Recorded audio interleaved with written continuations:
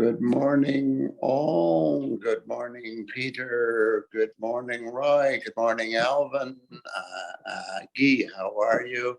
Penny, good to see you. And Joan, wonderful to see you. And anyone that I've missed is because right at the moment I can't see. But my name is Larry Jewell, and I'm from the Edmonton Pride Seniors Group. I'd like to thank you all for attending our weekly discussion group this morning.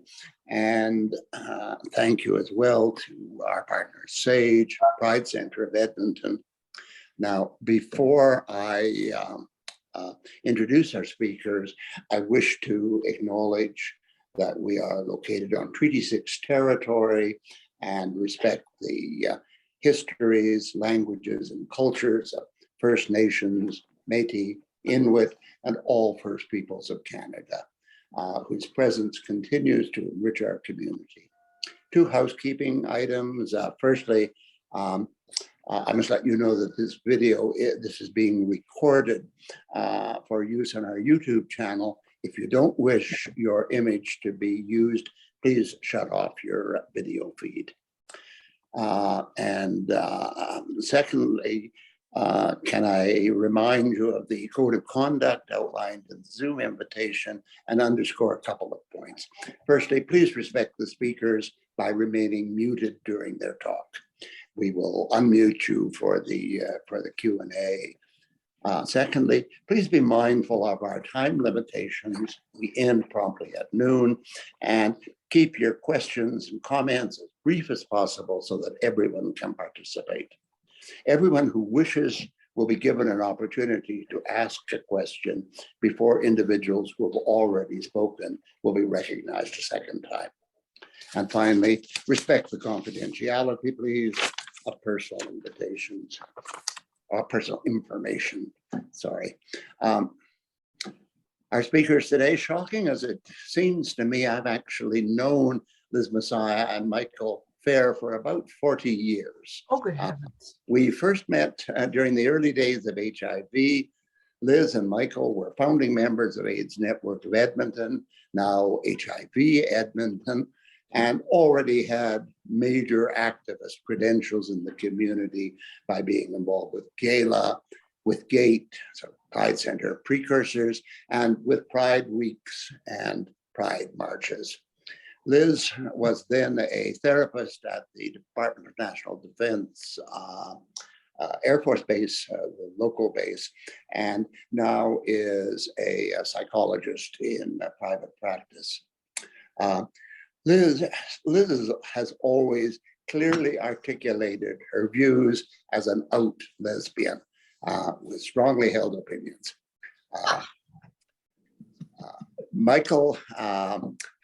Michael's career really is legendary. AIDS Network, former member of Edmonton City Council, former chair of the University of Alberta Board of Governors, and much, much more, both in the LGBTQ community and in the larger community. He has both a public Edmonton Public School and a downtown park named in his honor. So I'm looking forward to their conversation, and let me just give you the format. Liz will speak for a few minutes, followed by Michael for another few minutes. They'll then have a conversation themselves, and finally ask all of you, the audience, to join in. So without further ado, over to you, Liz. Thanks, Larry. Goodness, it's hard to believe that we go back 40 years. It seems like just yesterday. And it was just yesterday, it seems, but we've had to do an awful lot of hard work between then and now. One of the things I thought that I would talk about this morning is something that doesn't get addressed very often in community forums, but I think it's essential to our understanding of how community works. Because although we like to think of ourselves as highly sophisticated and able to be logical and not emotional in most situations, the physiological, the reality of our beings is that we are still animals. we are still primarily, we are still basically animal based. And as that means that we need to know that we're safe. We need to know all the time that we're safe enough to do whatever it is. And the old examples are about, is the lion going to jump on me and have me for lunch? And we have to know that before we can decide what we're going to do. And everything we respond to comes in through our senses. And we don't like to think of that, but it's true. What we see, what we hear, what we feel, what we touch, what we taste, all of that comes into our being and is instantly, quickly processed by our old brain. And until our old reptilian brain says, yes, this is okay, we're on alert. And when we're on high alert like that, we can't think. And so I bring that up because we're starting to talk today about community. Well, one of the things that we want in community is to be safe and to be known that we're welcome, that we're safe enough to function. And so if we're always looking for how are we safe with this person or in this group, then that just becomes a priority. And it's true for all of us all of the time. But when we're a part of this community, many would say we're basically invisible, but yet we also know all the time that we're an other, that somehow we don't quite match up to the cultural expectations of what we're supposed to be. And our culture still believes that we're all supposed to be white, male, heterosexual, and healthy.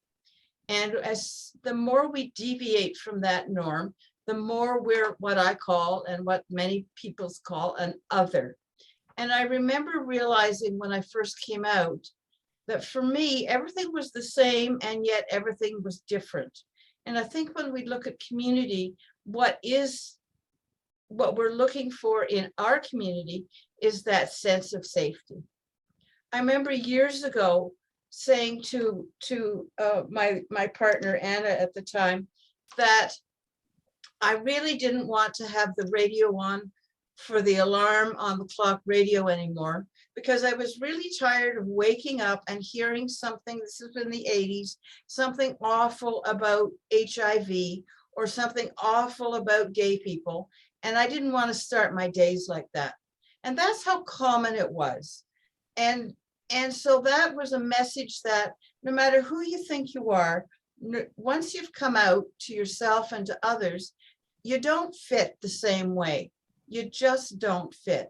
And so then the question becomes, where can I find a place? Where can I find people that I fit with?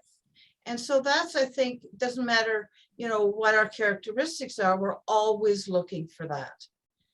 And I remember very well the first time I walked into a gay and lesbian bar way back in Cambridge, Ontario, and felt for the first time in my life that I was at home, that it was okay. And then my next thought was, uh-oh, I'm in trouble. And so we're always looking for, where am I safe enough? Where can I be okay? And so when we look around community, and particularly these days where there's so much division in our whole world, that you have to beginning to think, where am I safe? Can I say this? Can I do that? People say to me, how do I meet other lesbians or gay men or other bisexual people or other people of whatever the fill in the blank is? Where do I find people like that? We've lost our bars. There are no more women's dances, which I would dearly love to go to just a women's dance, but we've changed. We've got the equality rights that we want. And part of the cost of that sometimes is a feeling that, yes, we're very integrated, and yet at the same time, we're still separate. We're still an other. And I think that that's something that we need to keep in mind when we're looking for example, a project that Michael and I are working on is a residence for seniors who are part of the community, because we want to be able to take that piece of difference of lack of safety away. When you're senior, you've got enough other things going on. You don't have to, you don't want to have to be worried about on a conscious and unconscious level of, am I safe here as a queer man or woman or however else you identify. And a really old but very clear example of how divisive this need to be together and yet another is years ago at the Michigan Women's Festival, which was held in Michigan every year, and hundreds of thousands of women would come. And there was a debate about whether or not there were enough sort of individual groups identified. And there was one tent that I've seen pictures of, and it was a place for the red-headed mothers to meet. If you were a blonde, you weren't welcome. If you had dark hair, you weren't welcome. If you were redheaded but didn't have kids, we're not talking to you. And so it's a ridiculous example, but it's a true example.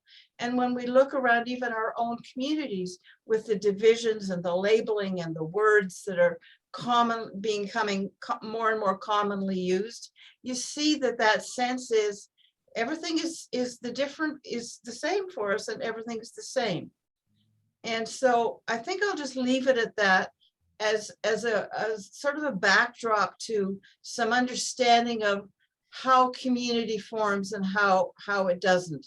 But I'll just add one little story that was very recent, and I'm a firm believer that there are no coincidences. And yesterday, as I was driving into work, there was an interview on CBC Radio about a guy who's written with a guy who's written a book called Sweat, A History of Exercise. And frankly, I'd never thought of anybody writing a history of exercise. And I don't know how he got into it, but he was very surprised that nobody had. And there is a whole history to exercise, apparently. But one of the things he talked about was that, and here's where the no coincidence comes in, that in the 80s, he came out as a gay man and he was in San Francisco. And of course, it was the AIDS it was AIDS. And things were very tough. And it was a very tough time for all of us involved one way or another. But he talked about how there was a gym that focused on serving gay men, and about how the numbers of people would change who were coming, and how you'd walk in the morning to do your workout and look around, and there would be people who were gone, who were not there, and nobody knew at first whether they were on vacation or whether they had passed from HIV. And on the main desk as you came in, there would be pictures put up or clippings from the paper from the obituaries of the hundreds of the gay men who were dying. And he also talked, but this time my eyes were starting to water a bit. And then he started to talk about one of the issues for men with HIV was the wasting syndrome, and that the man he was with at that point was determined, and many men were determined that if they just went to the gym and worked out, that they would be safer from HIV. And notice I use the word safer. And so by that time, the water in my eyes was spilling, and I was remembering how important that sense of safety was, that sense of community, and how as a community, we were deeply traumatized and deeply attacked, and how it forced in some ways to find different ways of being in community, either as an ally or as a member of the community ourselves. And so as it happens, I wrote to Michael about it, because I knew Michael had been in San Francisco at that time, and turns out, although, and I wasn't surprised that Michael hadn't gone to the gym, but but I knew, but certainly knew about it. So I'm just setting a backdrop for how we think about community in the sense of we're okay, we're good people, we're fine, and yet we're still an other, and that's something that every day each of us still has to deal with one way or another. So I'll be quiet for now, and Michael, it's over to you. Thanks, Liz. Very insightful. I do remember that gym in San Francisco, and you're right. I never really went into it and exercise, but people talked about it, and it was one of the first gym and exercise that was strictly for gay men. It wasn't meant for the from the general public like most of the others are.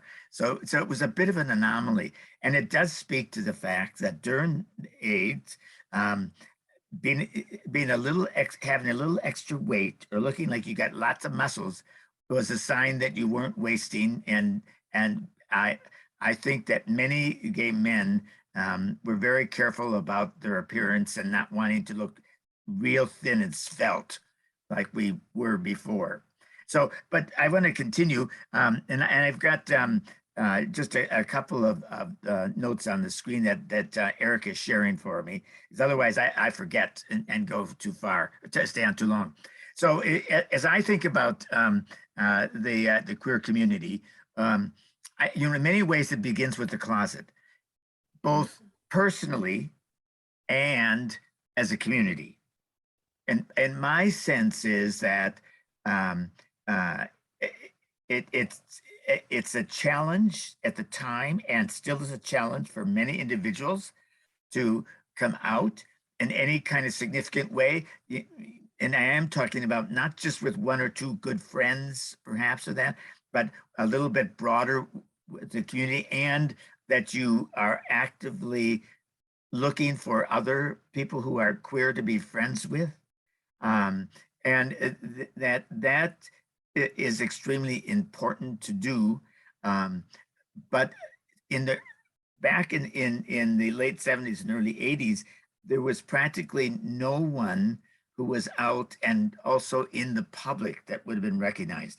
I used to say back in 1981 or whatever, that there was only 1.5 people that were out publicly, and one of them was John, who ran Flashback, and I was kind of half out, kind of thing in that. Every now and then I was out and then back in, kind of thing in that. But I think that what began to happen as more and more people started to come out and enlarge their friends and what they were interested in doing, we saw the growth of a number of kinds of community organizations, whether it was in the sports or whether it was in religious end, whether it was groups working on advocacy or making changes, et cetera, that is there. And the groups tended not to be public, even though the people in the group might have been somewhat out, they certainly were with the others that are there. And I think it was a challenge for organizations, groups then, to be seen as a gay lesbian group, kind of thing in that as well. I'll never forget how significant it was that I think, I don't remember the exact year, but it was somewhere in the mid 80s, where a number of the gay men's sports groups that were playing baseball or hockey or whatever joined the city leagues. And they became members of the City of Edmonton amateur leagues, kind of thing in that. And what a change that was for the group, but also for the league, and the ripple effect it had in the broader amateur sports world, kind of thing in that. The same thing occurred roughly about that same time with a number of individuals who had come together as a community in relation to churches, whether it was the Anglicans or the Catholics or the, you name it, there's a lot of different groups, but became more visible within the larger church community that they were part of. And the ripple effects that had on the churches as a whole. Do we welcome such folks? Do we allow them in? How do we treat them? Who are they?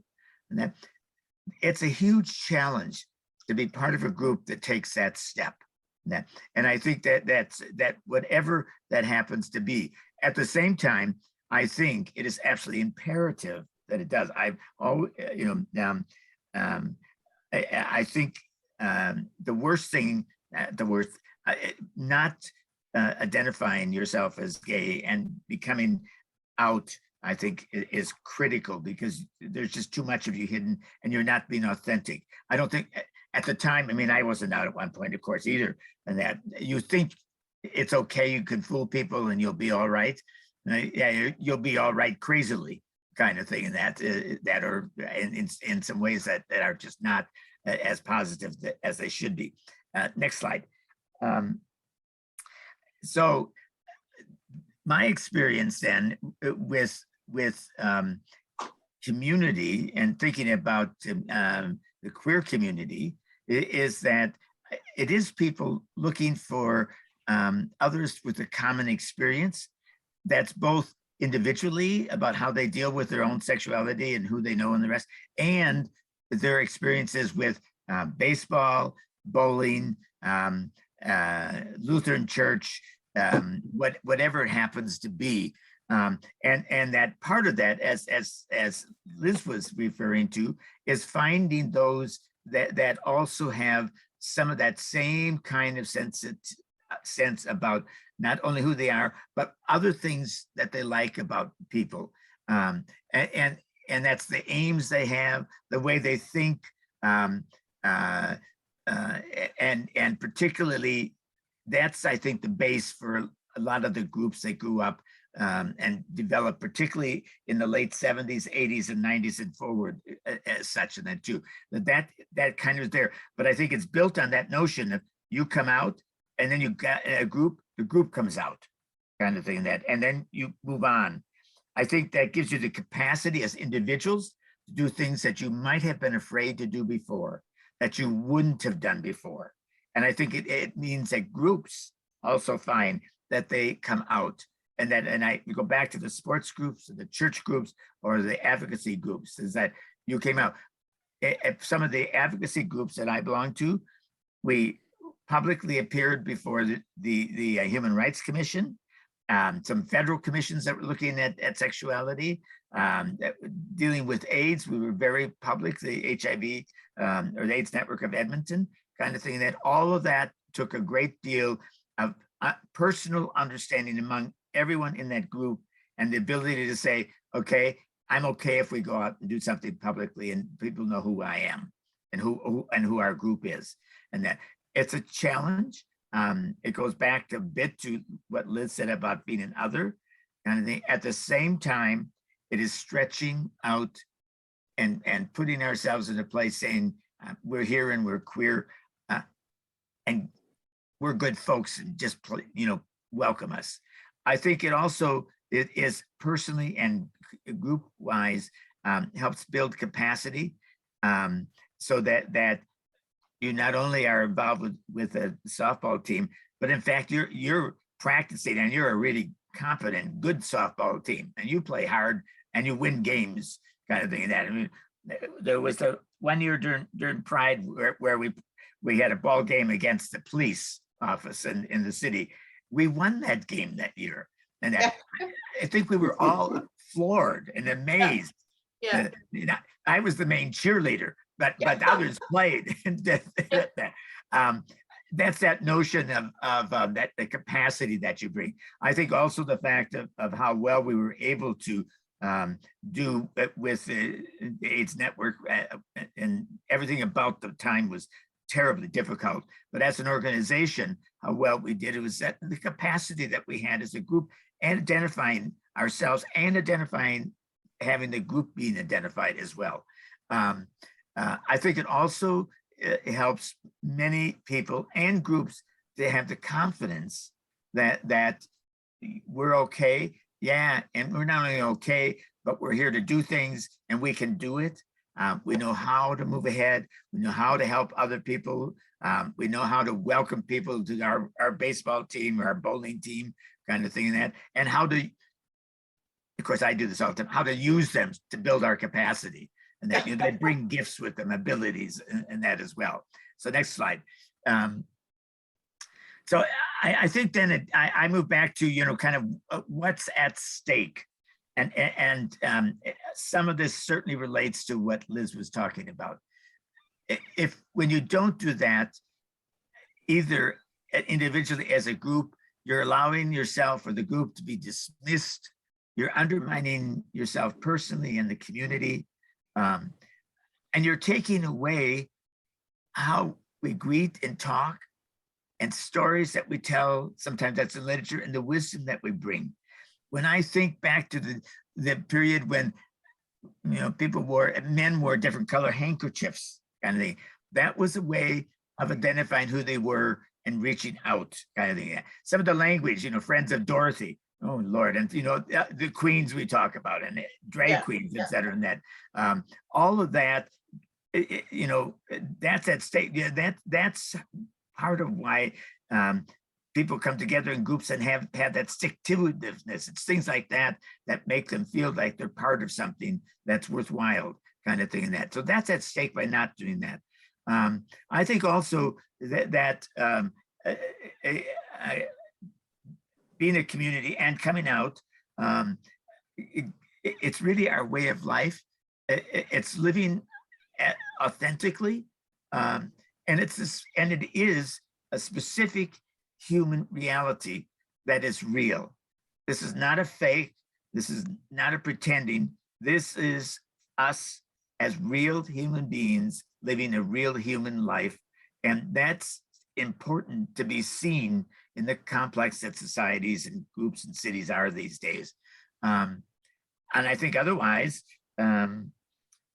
the fear is, and the alternative is to re-enter the closet, both for groups or for individuals. And I think that that undermines the next generation. They need to know that we have done a number of things, that we've found ways to be integral in society, to live authentically with who we are, to live with other people, to be part of that society. That's a gift that we pass on. If we don't do that, we in fact are negatively impacting the next generation.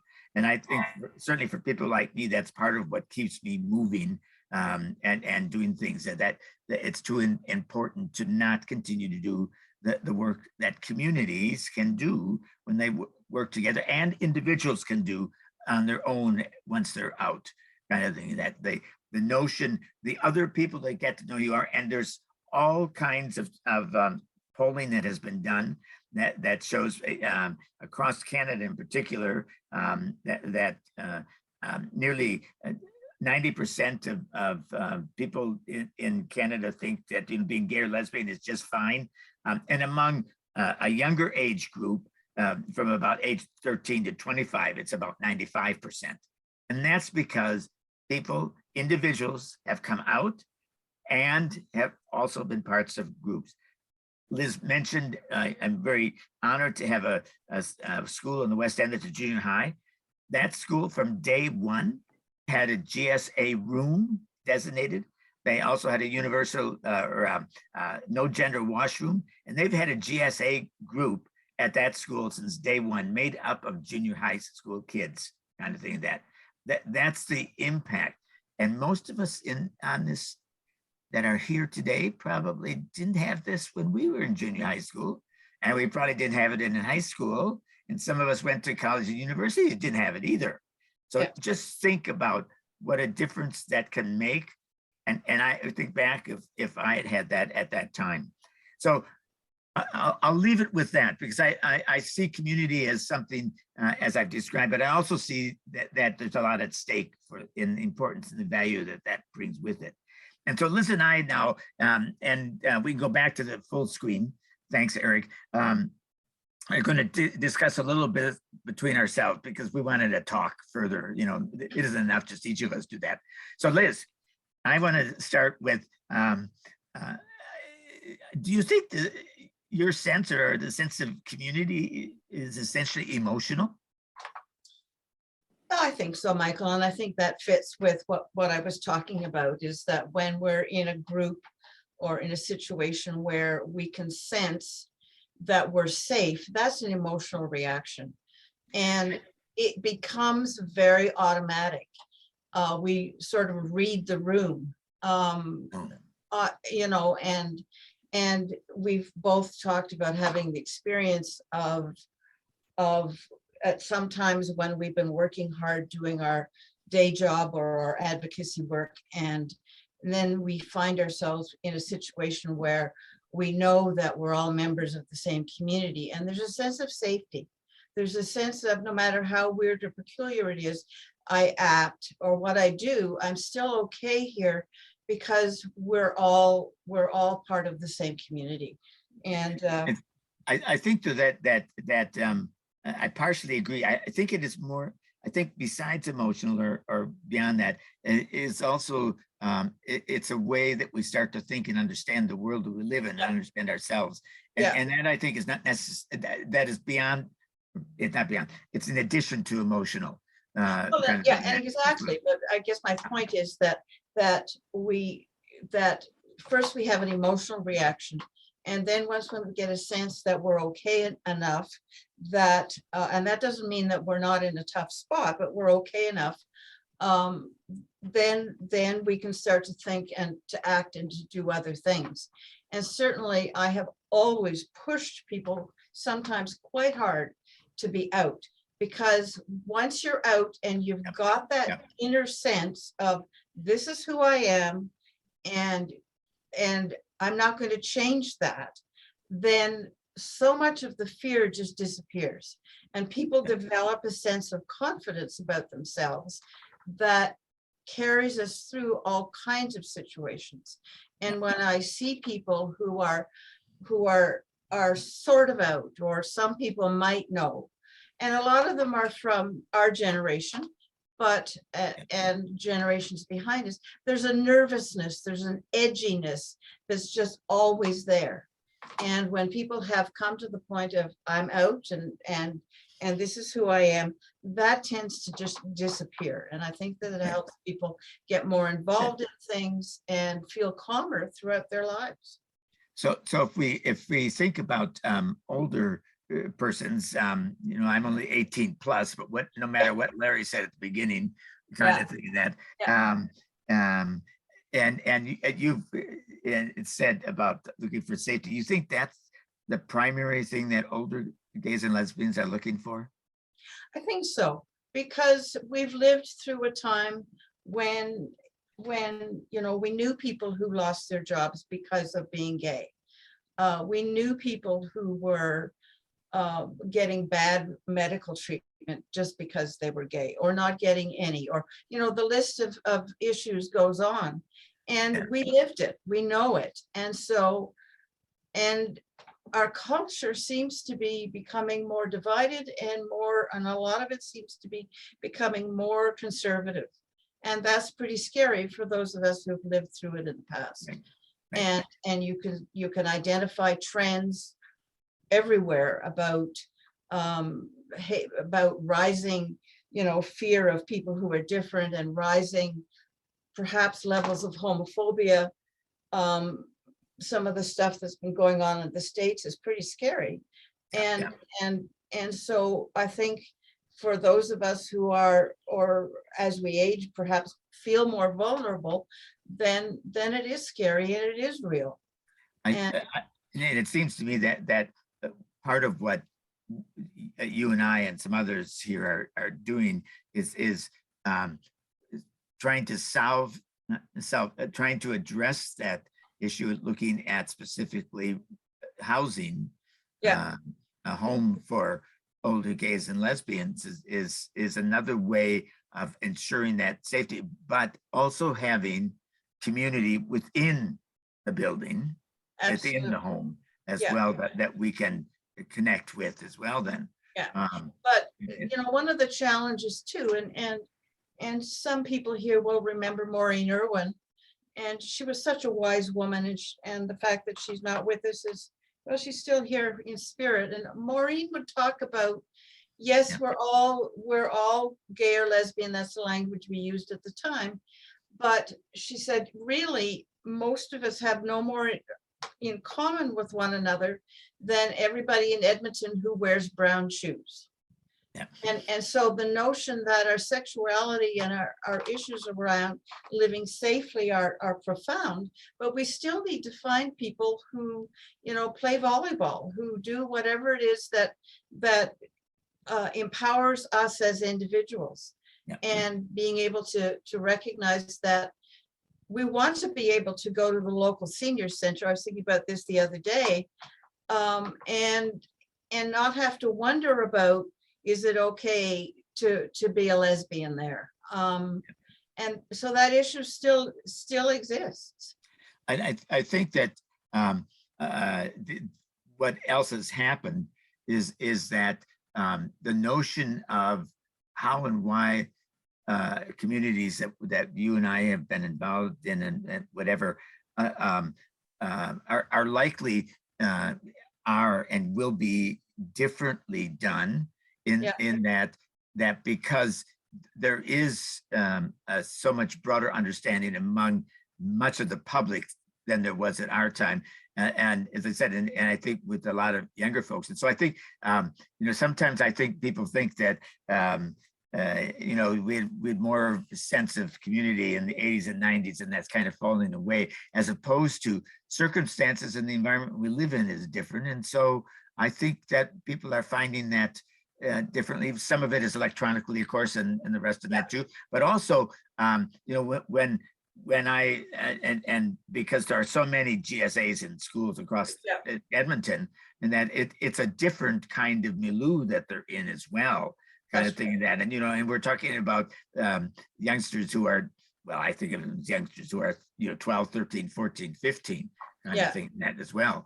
And so I sometimes think that we get carried away, some of us, thinking the old ways that we did things were the only ways, as opposed to that notion that you're talking about being other, and the notion of a community is coming about in somewhat of a different way, which it should be reflect what the context is today.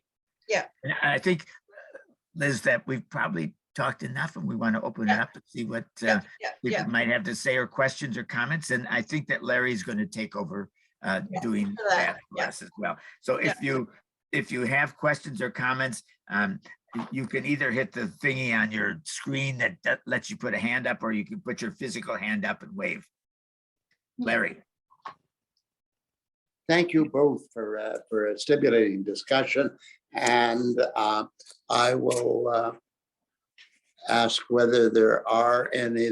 We have a couple of comments in the chat.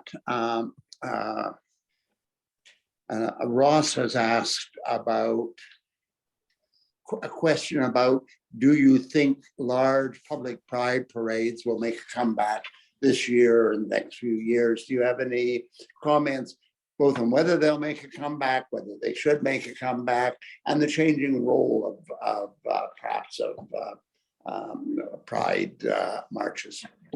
So I'll start with that. Liz may have some answer. No, I don't think there'll be any big pride parade this year or next year.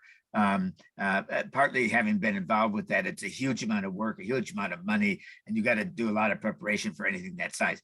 Yes, there will be smaller kinds of events that take place. I've already heard about a few of those, and that may be just as good, and maybe that's a positive reflection at the moment to see. I think there are many ways to express our pride, and a big parade is, in the past, was certainly one of them. But I don't foresee that in the future of Edmonton for the next couple of years. Neither do I, Michael. I think that it looks like it's easy to do, but it's a whole lot of work. And yes, and And I think that there's lots of changes still going on in the community, and they need to settle down before people are able and willing to be open enough to let a parade happen, because it certainly is a challenge. And I think that we may see smaller parades, you know, tiny little ones, but that's okay. But yeah, I think that and I think also that there's an assumption that gets made. And one of the values of the parade is that people have very sort of small notions of what the community is. And yet there are hundreds of thousands of us living in Edmonton who have never been to a parade and take great joy in seeing something. And so there's that challenge between how do we reach out to the community at whole, and I mean the community of all of Edmonton as a whole, versus thinking that if we just send some stuff out, some notices out from, you know, half a dozen places, that's enough, because it's not, because we are on every street. And so that's a challenge as well. If I can interject here. Going to, sorry, Larry, if this is I'll relevant. try to moderate, please. Larry, this is relevant. It is relevant. Yeah, I'll give you, you're next on the list, but I'm following the list, please. So I would actually like to ask Joan if she'd mind reading her comment to us, because I think it is so important. Would you mind reading the comment that you put in the chat, please, Joan? For sure. Yeah, just a little preamble. I mean, this has been a lifesaver for me. I was, you know, considering opting out of life more than once, and it's because of the work of, you know, my community that it's given me the courage to go on. So my animal self can lay down my quills whenever I'm around the others, and I feel immediate relief when I'm around, you know, the presence of gay people. I just feel like I've taken off a heavy coat or something, you know. The community has saved my life. It's emboldened me to come out in job interviews.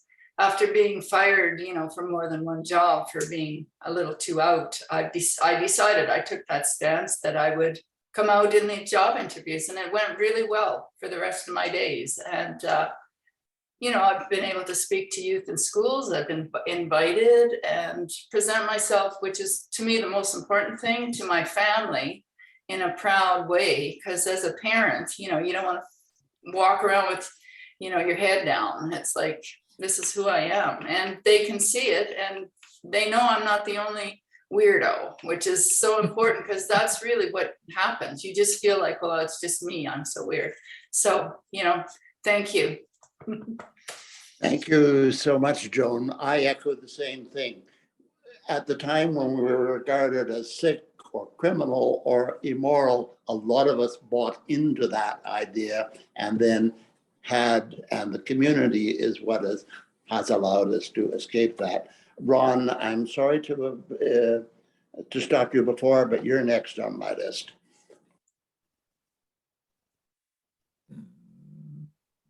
Ron, are you there? You don't see him. I don't see him. Well, I'm sorry about that, but I do feel obliged to follow a process in which the people are being asked in turn. Rob, you had a comment on the chat about different means of communication. You want to elaborate on that? Well, I find that, hello, everyone. I find that, you know, there's a great struggle right now with the way that our community is communicating.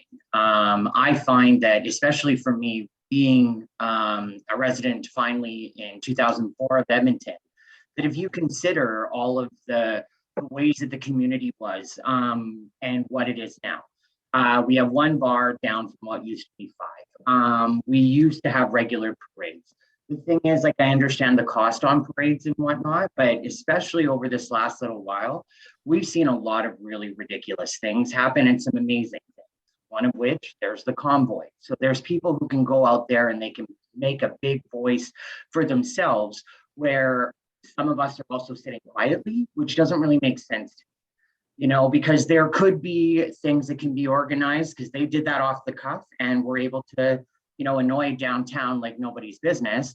But why not a march? Like, we need to try and get a lot of these people outside of their many different coats that they can have when they're sitting behind a computer, being whoever they want to be to whomever.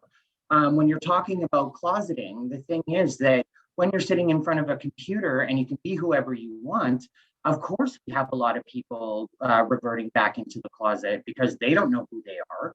They don't know who their community is. All they know is what they're trying to achieve or what they think they need to from a lot of, you know, these queer apps or even social media or those kind of things. Like, I think that, you know, the strongest we can be is by educating the community that you remember, that I remember, because a lot of these people don't know a community other than the internet community.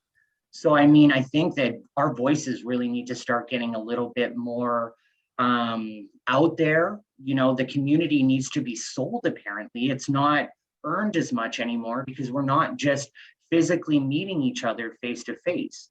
So it might be something to be highly valuable for us all. And I mean, especially with like the rates of suicides and all those other things, like Joan was mentioning, like, we don't understand how big our voices might be to the younger community. So that's my piece. Sorry. Thanks, Rob. I'll make an observation maybe and ask Michael or and Liz to comment on it. The GLBT community is sort of the essential minority community. Most other, I think all other communities are somewhere in the world a majority. It may be a small part of the world or a very large part of the world, but I don't know of any society or group in which GLBTQ people are in the majority or anything other than a minority. What consequences? It strikes me that we should be able to learn something of that experience and share it with other groups who find themselves in a minority situation. Do either of you have any comments on that? Maybe Michael first. Yeah, thanks, Larry. It's a good point. I hadn't thought about it quite in the terms of minority, always being a minority group.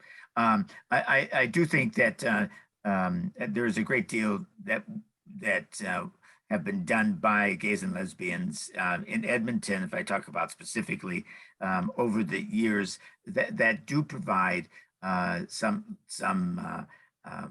pathways forward, knowing and seeing what the obstacles are, figuring out how to go about making changes or to do things differently. How do you also work in the public realm with the broader public in ways that make a difference? I'll mention, and because Rob just mentioned about communication, when we first started the AIDS Network of Edmonton, one of the very first things, we had a woman who was part of the group who said, we need to have some media training. And she had that background. And so she did a session with a number of us on how to work with and deal with the media. And I must say, those were things that I was pleased to learn, but it also made a difference in how we approached and how we responded to the media, which at that time was very significant. You know, this is before internet, obviously before that too. So I think that's another part of looking at strategy and direction. I think that notion. I think also the resilience that comes, that yes, it's a struggle. It's hard to not be defeated. You won't always win. You will make some mistakes, but within that, most of us are able to find some resilience that we keep moving, and we count our successes, and we have a good time. And yeah, I think sometimes we think that this is all drudgery, and that many of us have done a lot of picnicking, eating, maybe a little drinking, and a little smoking of one sort or the other, jokes, making fun. You know, I think we want to be careful that it sounds like this. You really, it's a lot of tough work too, but we had a lot of fun. I know Liz would remember some of that as well. That we used to do a New Year's at your place, a levee. Yeah. At your house.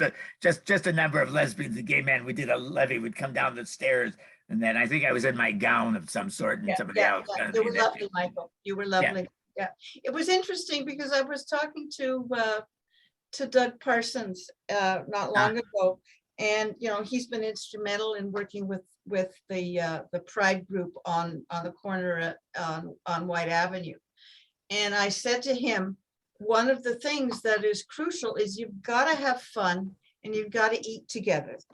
And just as you're saying, Michael, because otherwise you just end up miserable and defeated and bitter. And so we did have a lot of fun. We do have a lot of fun.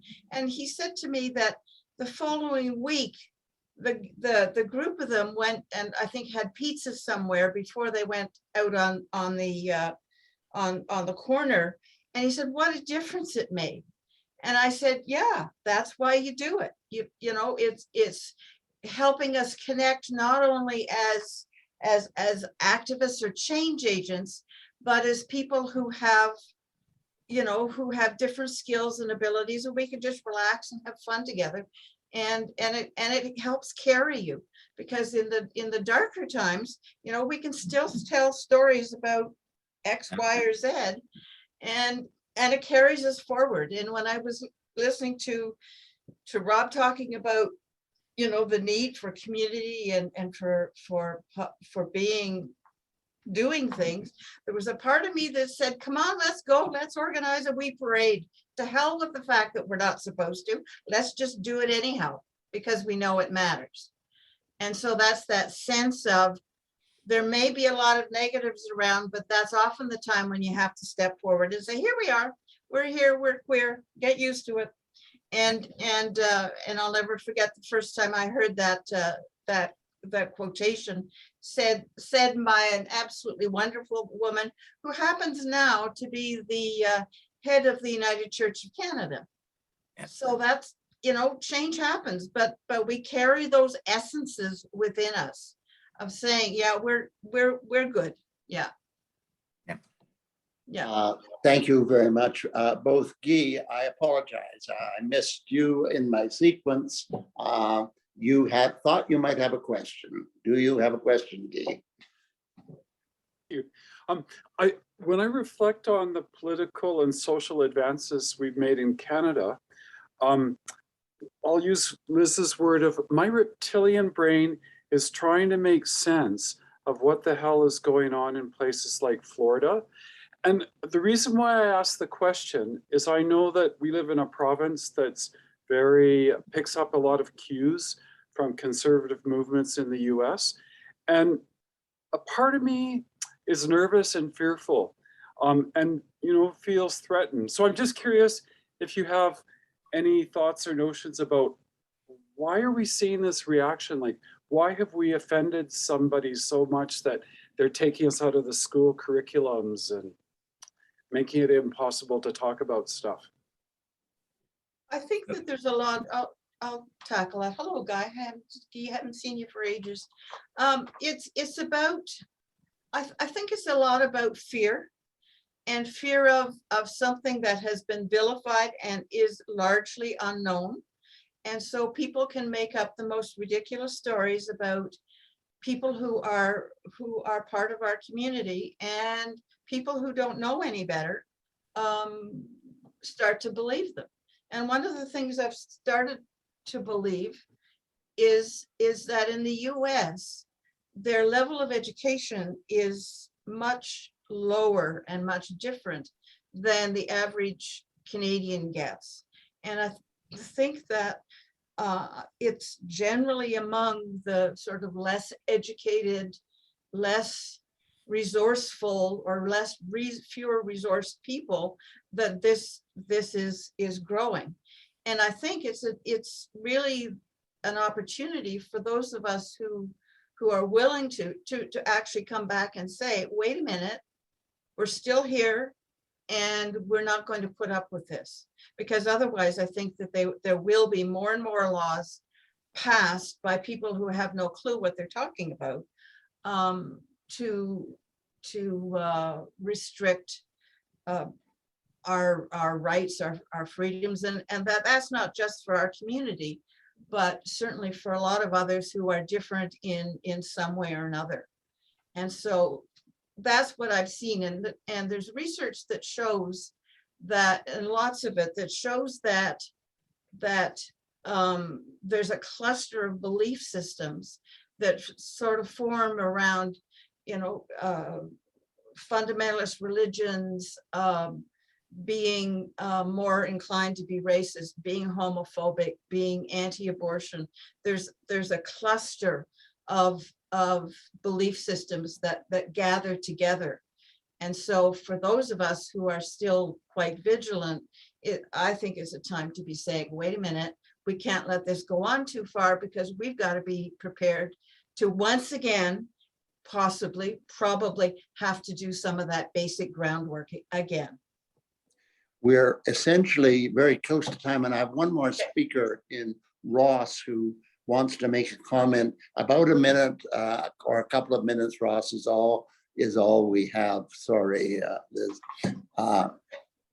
It's just a small point about how to argue against such conservative forces like the American opposition forces you mentioned. Is a good point now to bring up is protecting minority rights such as ours, and protecting the queer communities and the trans communities is very much what separates us from the forces that are behind Putin's Russia right now. He's like the poster boy for everything that goes wrong once you fail to support your minority queer communities and your minority communities in a society in general. It's good to bring up with conservatives that, you're looking at what's happening in Ukraine. You don't want that to happen here. Yeah. No, indeed, and thank you. And that's a good point, I think, on which to end. So I really would like to thank you both, Liz and Michael, for a stimulating talk and a lot of ideas. And thank you all for your contributions. Thank you, Kim, for your technical assistance, and I hope that we will see you all again next week when Robert Clipperton will, from Saskatoon, will lead a conversation with two of his colleagues about the situation in Saskatchewan. I'm going to ask you a further favor. We will send out our evaluation questionnaire, ask that you fill it out and send it back to us. You can reach us at Aging with Pride at pridecenterofedmonton.ca. And we have I'll just read a final comment which has come through, which is something we have talked about here, which is about the issue that has come up a couple of times about reaching out and being sure that our experience and our history is not lost by a younger generation. And Rob comments that his stepdaughter helped him to understand gender identity and to understand things that we maybe don't have a full understanding of. I've had something of the same experience in my own family. We have had one talk on gender identity, but we're now at noon, so I'm going to ask Kim to close the meeting, and for the speakers in the core group, we'll come back on shortly. So thank you all for attending. I hope to see you all next week. Bye. Bye. Jan.